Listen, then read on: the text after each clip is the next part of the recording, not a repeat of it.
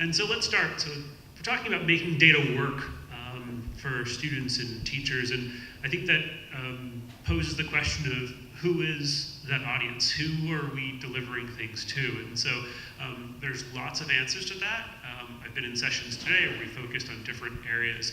So I'd love to kind of have the folks on the panel talk, and who do you think, not necessarily the primary, there's absolutely multiple, but give me an example of a customer you focus on. So Phil, you want to start? Yeah, well, this might sound a little bit counterintuitive right out of the gate, but I think the administrators at various levels are actually really key stakeholders about making faculty and students successful. I mean, one great example of that is we do a lot of work around the analytics around marketing and enrollment, essentially making sure that you get the right students to your university that have the right skill sets and that fit the profile of students that will be successful.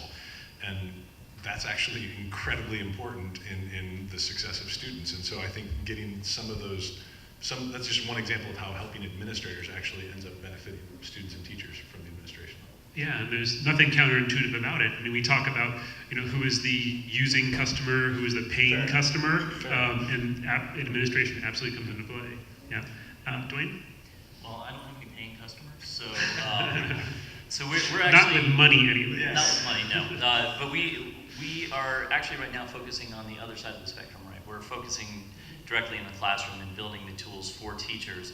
And I think that the challenge we've been focusing on is that with the transition to digital learning and with true differentiation going on in the classroom, the teachers are sometimes challenged to know where their students are.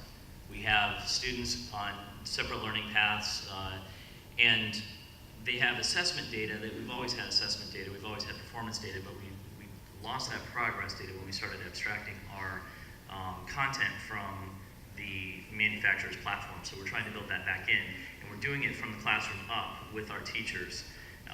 And also probably the biggest focus right now is reducing the weaponization of data against teachers.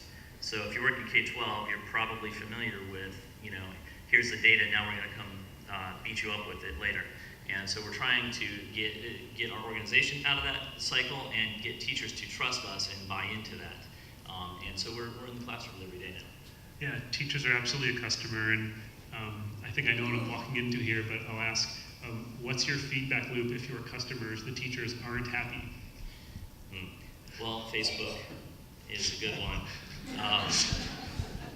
So the official feedback loop, we have mechanisms to collect that data.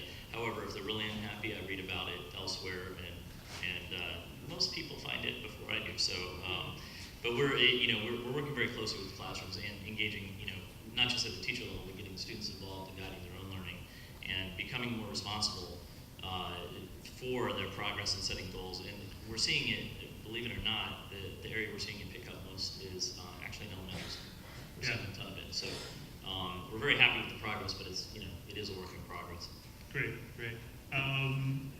Steve or Johnny will comment on customers? Yeah, sure. I guess I would amplify both of my colleagues' points of view in that you have to think about the specific needs of each constituency within the school and attempt to do your best to serve them. So in the case of the administrator, we think a lot about giving them dominion and control over their data, giving them the governance. Sort of we think as Microsoft, the first step to having any point of view about data is putting the customer in control of it.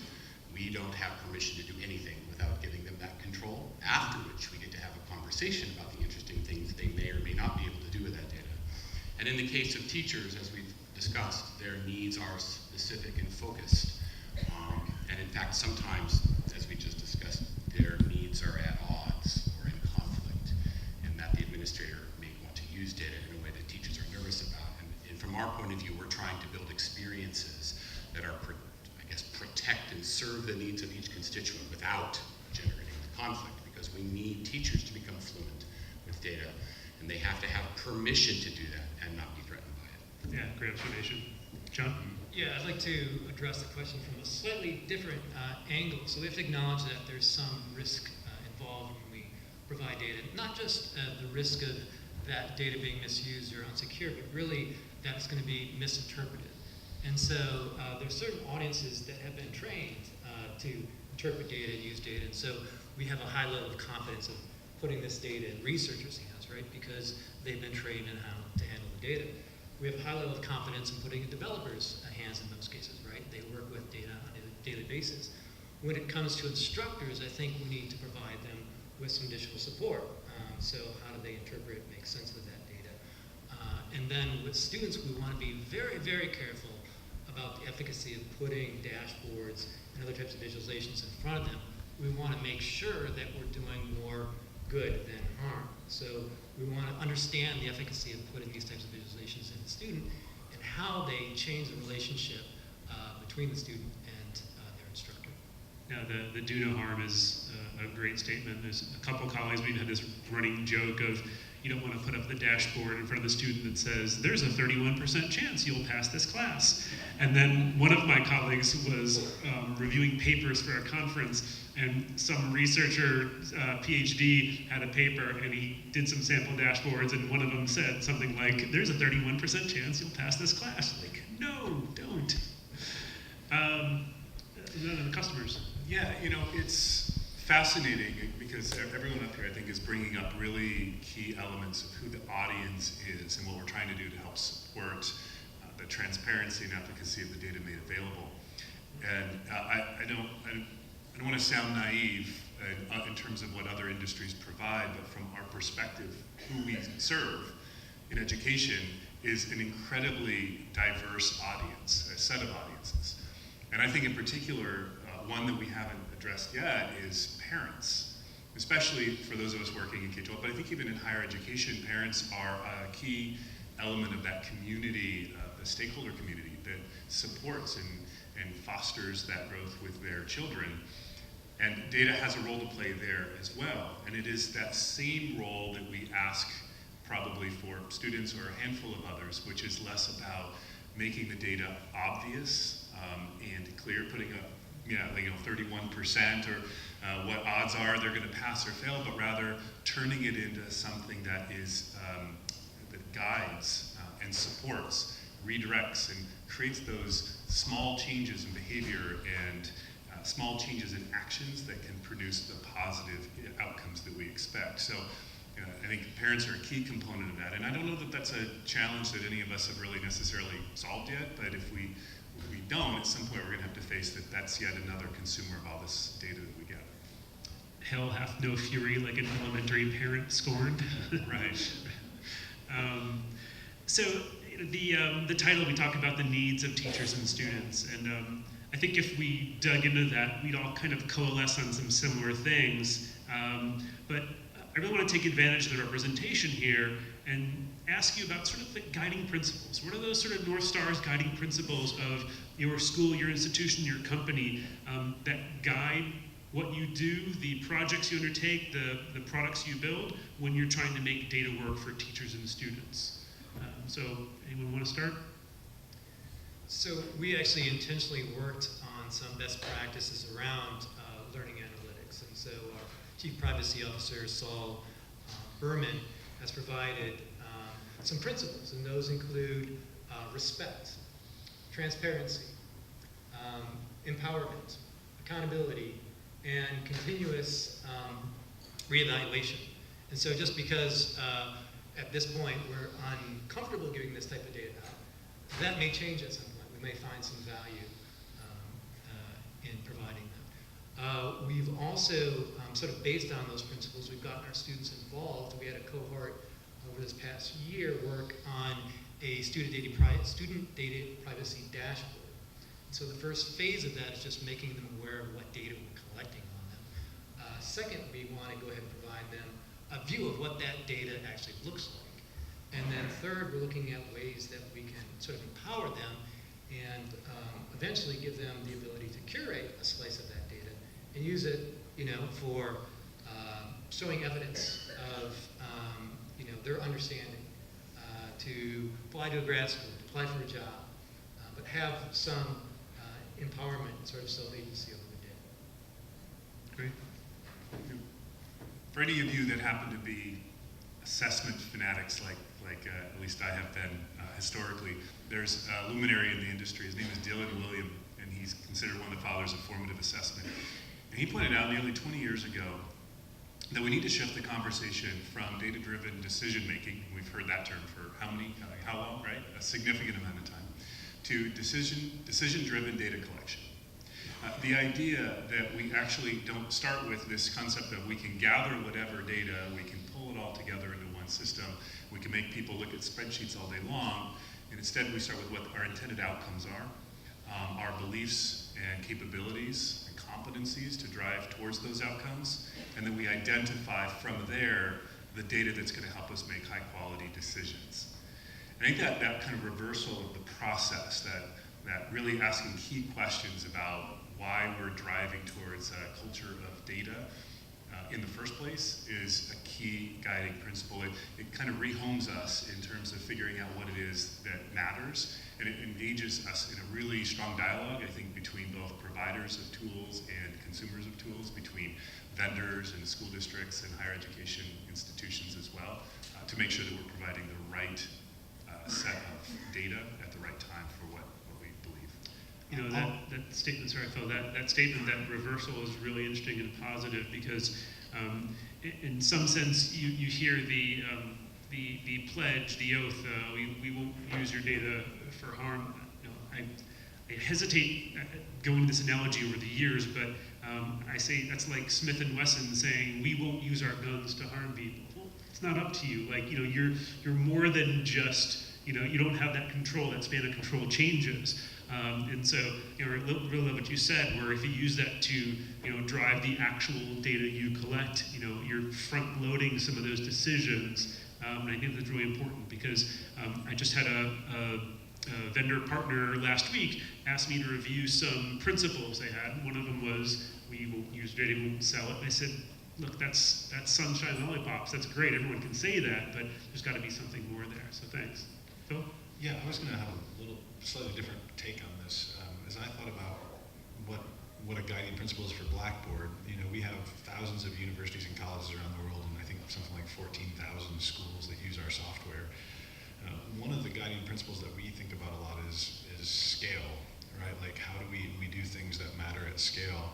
And so while we have lots of opportunities and we do some really unique projects with individual universities that make a big difference there, one of the things that we often have to think about is, are we going to make a bigger difference in student outcomes by making a small number of courses 50% better, or can we make all of the courses 1% better, right, or whatever that metric is? So how do we do these things at scale across millions of courses, tens of millions of users?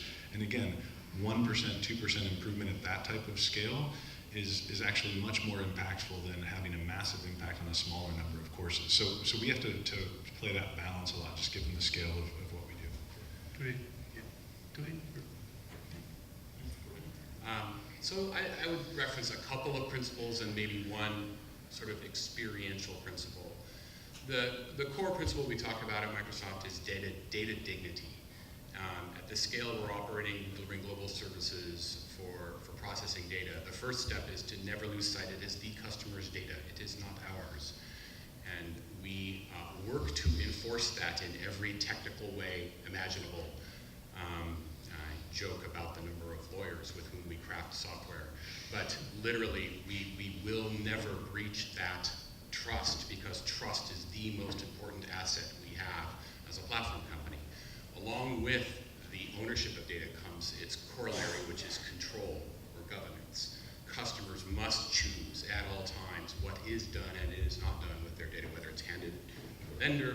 You know, he gets to decide whether the vendor gets the data or not and gets audited access and control. And then I think the principle that's been touched several times by people is about sort of the experiences that we deliver, or the way that we think about adding value with data, and that is the word in the last panel was agency, to give people agency and empower them.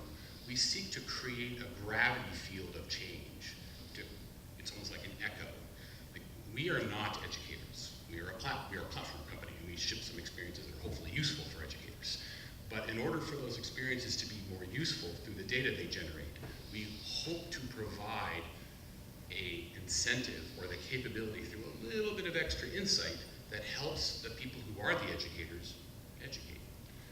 So never forget your role, maybe, in aggregate of all three principles. Empower the customers. It is, after all, their data, and give them control.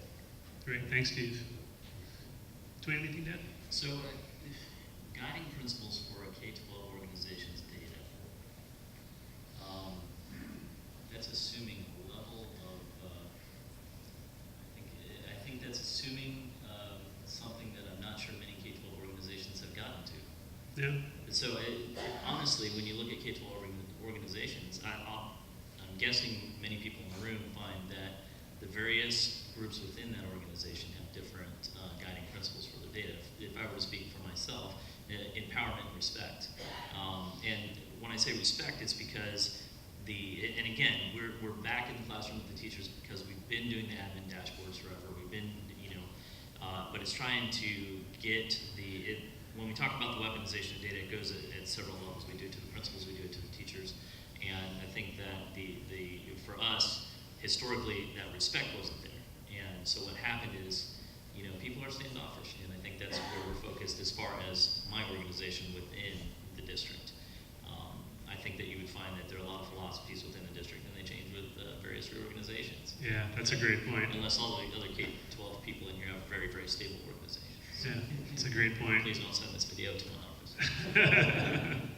Let's go watch school board meetings on YouTube. I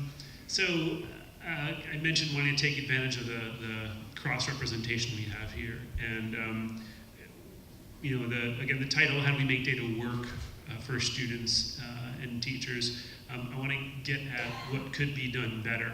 And I think having folks from different parts of the industry is good. Do not want to turn this into an antagonistic kind of thing. Anyone around for the LMS smackdown of 6 years ago when the Blackboard and Canvas CEOs are up here, and I think it was in San Diego, actually. This is not going to be reliving that. But having folks from other industries here, if that part of the industry, if I'm selling to a district or to a school, and if they could do this better, it would help smooth things out. What are your comments? Because I think having those shared perspectives, again, in a very constructive and non-antagonistic way would help. So I'd love to hear thoughts from anybody about, what do you think could help grease the skids and move things forward?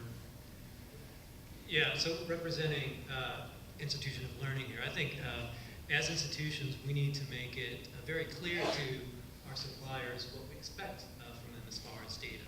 And we need to have good use cases. We can't just say, yeah, we want all the data. We need to give them, I think, a clearer sense of what sort of value we intend to get out of that. We also need to intentionally create some policies and best practices around how we use these data. And then as far as and ask for suppliers, hey, adopt the specifications. Caliper, it's out there, it's wonderful, get on board. And I would put a challenge out that handles sort of event data. I think the next thing we want to look at is providing a standard way to get contextual data.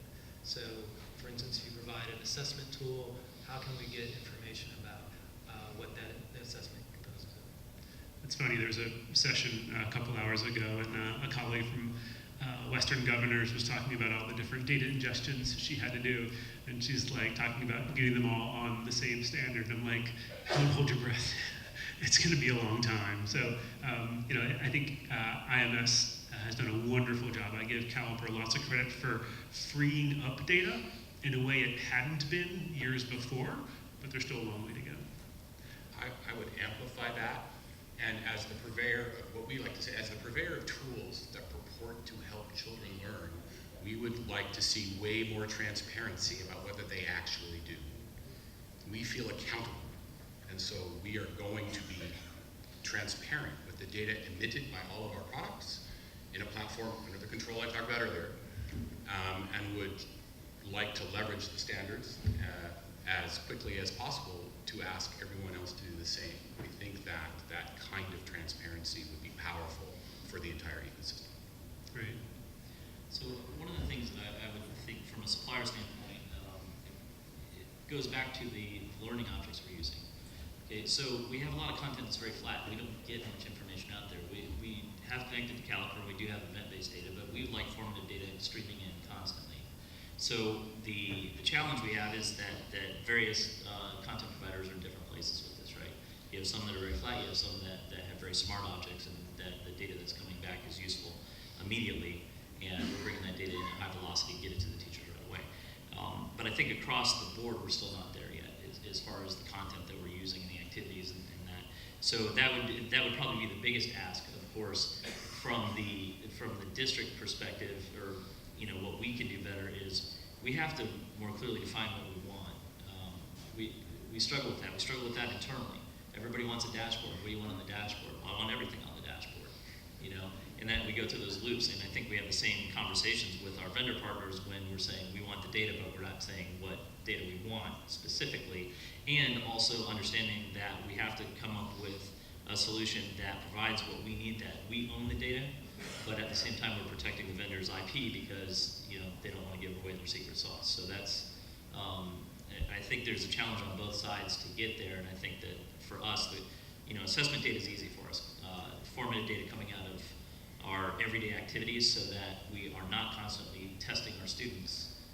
That's really what we want to get out of it. Yeah, and I'll, having been co-worker with Phil at Blackboard, we've had conversations. We've got this many development cycles. Do we build out these features, adding new to the product, or do we refine the data or improve it? I mean, it's a binary choice, and it's a challenge for them. So I think it's well heard, but I love the fact that you brought up the point of you as the school, the institution, need to communicate those needs better. I think that's a good balance. Yeah, I'll throw one out there that I think is really interesting for Blackboard. Again, I think that we're still in the early phases of learning analytics, and I would love to find better ways for companies like Blackboard to partner with universities around real research on the efficacy of learning analytics and the efficacy of different learning techniques. I don't think we fully, I think Blackboard and the various suppliers, our job is to get the data to you, to present it as best as we can, and to put some context around it where we can.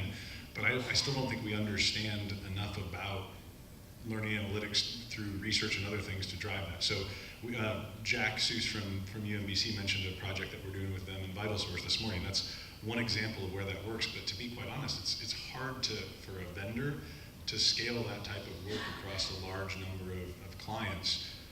But we kind of have to do that to actually make learning analytics work over time. So I think we need to get that flywheel of data provisioning, data providers providing that type of data, and then the research that universities can honestly do way better than vendors can, and get that flywheel turning more quickly so that we can drive better outcomes, and then we can build better products. Then you can and then just keep refining that. I'd love to find a way to get that cycle going more effectively, because it's a struggle right now. So let me throw out the unpopular opinion.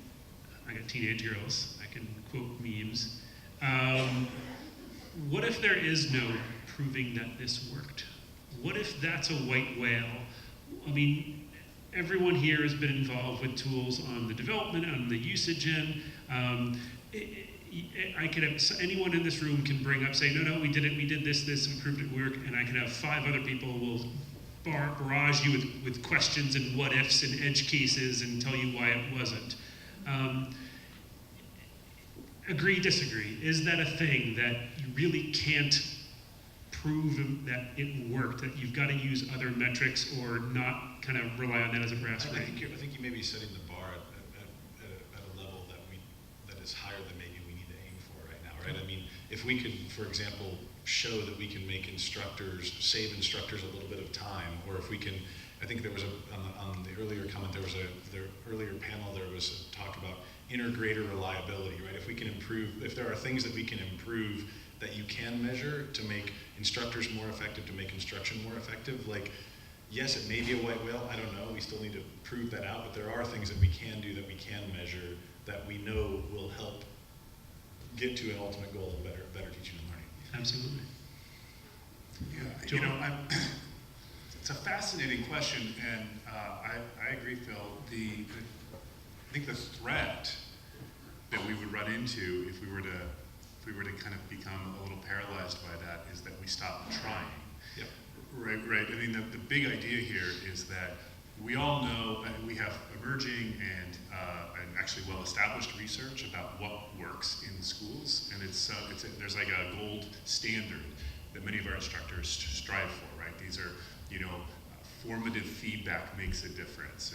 Student engagement, student participation makes a difference. There's things that are proven to increase the efficacy of our work and in student outcomes. And what we're trying to do when we measure these things, we're trying to establish some kind of benchmark. We're trying to keep asking this question. We're going to get it wrong 6, 7, 8 times out of 10. I don't know how many, but the reality is that within that is baked really meaningful, actionable data. And unless we're trying and running experiments, these aren't experiments that we're hurting students with. These are just experiments about how can we provide the best information that helps you become a more effective instructor and help students improve what they do. I think we have to actually run those faster. We have to keep running those experiments. We have to find places that can help define what it is they're looking for, what they would like to see, and then in partnership, figure out ways to apply that to the data that we generate and how that's consumed by the people who make decisions. Yeah, the previous panel, I can't remember which of the panelists spoke about the fact that it's a human system that's being impacted by the work of all of us in combination. We'll make some mistakes, we'll do some things right, but ultimately it's the system that we're all trying to optimize for this result called improving learning outcomes in students. And I think I would agree, the question as phrased isn't the objective, I think. The objective is what can we do collectively to help improve the systems, to create, I called it gravity, but to empower the system to be better at what the system's trying to do. Yeah, very good response. John? Yeah, I would actually argue that we do need a higher level of rigor around our evaluation and measurement of the efficacy of these tools. And I think a body like AMS is maybe in a good position to possibly help facilitate that. So if we can come up with common protocols for doing these evaluations and run those protocols in multiple institutions, we can prove a higher level of generalization in those results. That's great. I appreciate it. Any comment on that about measurement side from where you sit in K-12?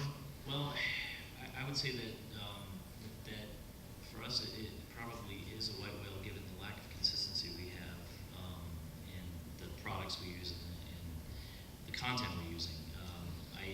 That's what I struggle with a lot. We've had these conversations internally. Are we ever going to get there? And so we keep trying, and we get it wrong a lot.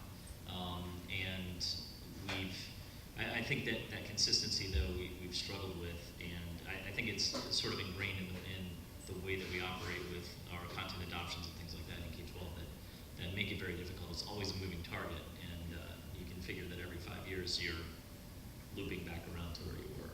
That's great. I mean, thanks for those really well thought out opinions, and it was a purposely provocative question, but I think it's good to hear the opinions on it. And I'm going to start to wrap up, give you each sort of a minute to kind of give final thoughts on data and your position, but I think that's the good thing. I was telling the group here, I was inspired.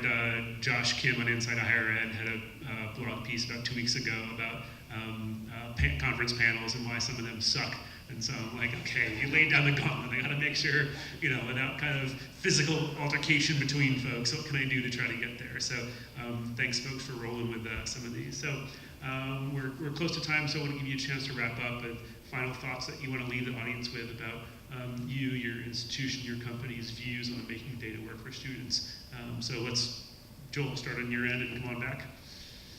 Yeah, final thoughts. Wow, it's hard to sum up what I think is a really rich body of comment and commentary that we had up here, but maybe one of the things that would resonate with all of us, given that we're here this week, is that as suppliers and as institutions, as vendors and customers, it's incumbent upon both of us to not just work in collaboration, but to demand that we follow these interoperability standards, that we demand that we make this data available to the various stakeholders that are going to perform these discoveries, that are going to apply the rigor and actually come up with the insights that are going to drive better solutions. So as vendors, we need to adhere to and conform to the standards and deliver products that are interoperable, and as institutions and school districts, it's just critical that you ask for that, demand it, and you don't accept one-off solutions that are isolated and siloed, because that's never going to help us uncover the true insights behind the data that we're gathering here. Yeah, over the past couple of years, been really frustrated around sort of the lack of progress that we've made in developing student-facing analytics tools that we can prove actually improve student outcomes and improve metacognition, self-regular learning, and all those fantastic things. But I have to say that in the past year, I've been very optimistic about some key changes. One is the increased adoption of the Caliber specification, where we're getting more data from our learning tools. And so we're getting a more complete picture of the different types of tools that the students are interacting with. There's a great body now of research around learning analytics, being done by great groups like LAC, the Learning Knowledge and Knowledge Group, and so forth. And so we have a solid foundation, sort of theoretical foundation that we can build these tools. I think we do understand what works and what doesn't work. And then there are some fantastic social efforts that are starting to come up with common solutions, like the Unison Foundation, a number of large R1 institutions that are aligning their resources to come up with common strategies around these types of issues in the sort of digital learning ecosystem, and providing a shared learning analytics infrastructure. Thanks, John. Steve? Yeah, I guess I would echo some of the comments of my earlier colleagues and just saying this is a point of optimism, or a place of optimism for me, in that we have this enormous opportunity. There are mostly agreement about the principles, the transparency, the security, the privacy, the need for standards, the fact that it isn't our data, the fact that what we're trying to do is put ourselves collectively in a position to reason about something that is such a desirable outcome, the superior education of all people in all phases of life.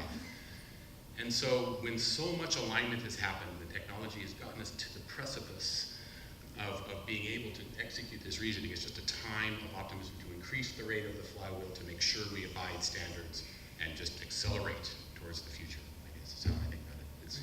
Thanks, It's an Steve. exciting time.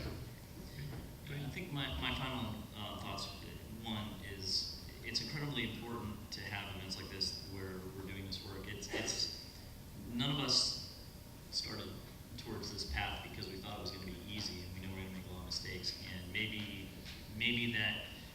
that future state that we would really like to see is a white whale, but we have to take our wins where we get them. And so I think when you mentioned even adding efficiency, reducing the distractions for our students and our instructors, those are wins whether or not we get to that endpoint that we'd like. But the other comment I would make is that you have to start. So a lot of this stuff seems scary at first, and so when we start talking about Caliper, right? Not a lot of school districts, K-12, use Caliper, and it's not necessarily the easiest thing to do, but by starting with the project and knowing that we were going to make mistakes and that maybe we're going to throw out half the work we do and we're going to go another direction, but now that we're down there, we've learned so much about what works and what doesn't work that if you're scared to jump in and start the work, you're never going to get there. And so we've invested, our partners have invested a lot of time and money into pushing something forward that wasn't necessarily just for our district. And I think a lot of the people here, when we get together, we have competitors getting together in the same place and trying to work out solutions that benefit the entire group.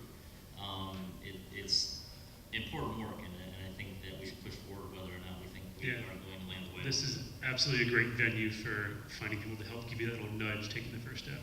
Phil, take us home. Actually, final word. It's interesting. I think from Blackboard's perspective, I think we bring a lot to the table, and I think that relates to how we invest. I mean, we've invested a lot in analytics. Some of that has been successful. Some of it has not been successful. We've had varying levels of success and efficacy across all of our products, but I think that with the size and scope of our client base, we get to invest in analytics in a way that very few companies or institutions get to do by themselves. I think the really tricky part about that is that you have to find ways to fail fast on things that are not working and then try again. And so what I think Blackboard is committed to doing is to continue to invest in this area, try out new things, partner with institutions on that. If they aren't going to work, fail fast, and then try again. And even if it is a white whale, we're going to keep trying and we're going to keep chasing, because we'll move further along that continuum every time that we do that and we try. Great. Well, Mark's going to wrap it up, but before he comes up here, a big round of applause. Thank you for our panelists.